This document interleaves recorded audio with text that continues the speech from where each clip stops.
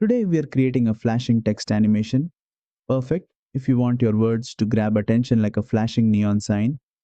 Here's how to do it. First, tap on text, type in whatever you want to display, and feel free to customize the font, size, color, anything that fits your video's vibe.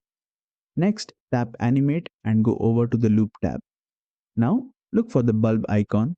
That's the flashing animation. Once you tap it, you'll see your text start to blink on and off automatically.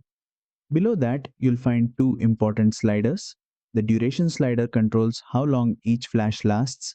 The pause slider controls how much time there is between flashes. Play around with those sliders to get the perfect flash timing.